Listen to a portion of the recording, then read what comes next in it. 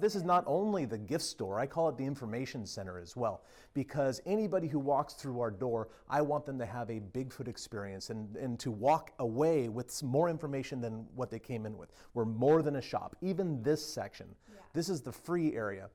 These are sighting encounters that our patrons have told us about.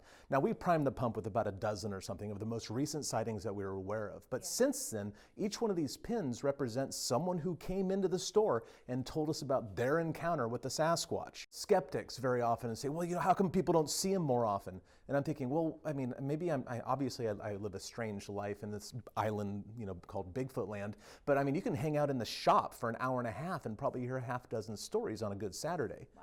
So many people have had encounters and sightings and audio recordings and have found footprints. It's ridiculous to me that anyone would think that, well, how come people don't see them more? Well, it's just because you're not aware of it. Doesn't mean that it's not happening. They see them. They just don't want to tell you about it because you don't want to hear about it. Exactly. They're afraid to come out in public because right now there's a sort of stigma associated with seeing a Sasquatch. We're kind of like a storehouse for information, local sighting events, local history and lore. That's why we don't call this a museum. It is a museum. We have a museum aspect, but really this is a Bigfoot Center. There's so much more going on here than just artifacts. These are actual artifacts, and this is a one-time in all Bigfoot history event.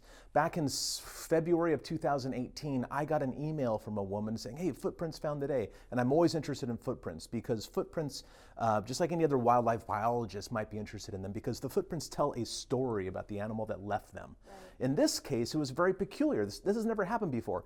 Apparently, this woman was driving home from the coast, and she pulled off on the side of the road at night and probably to take a leak. Don't really know what she was doing back there, but she was in the very back corner of this pullout. Here's a photograph of it right here.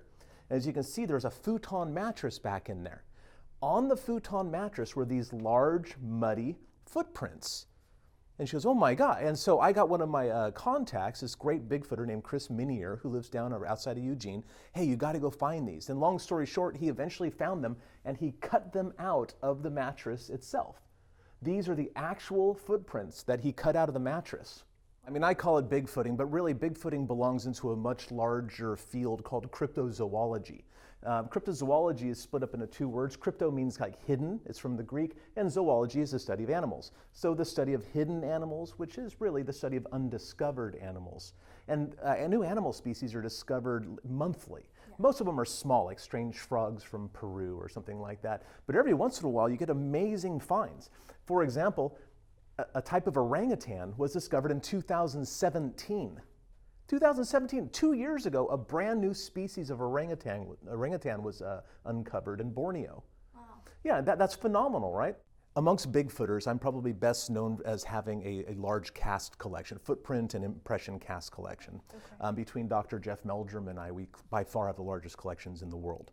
And of course, Dr. Meldrum and I work closely and trade casts back and forth. So I want to display a lot of casts because it's one thing to look at a photograph of one in a book, but when you see it in person, well, it just changes everything. You really understand how large these animals are, and not ridiculously large either, just quite a bit bigger than ourselves. Yeah.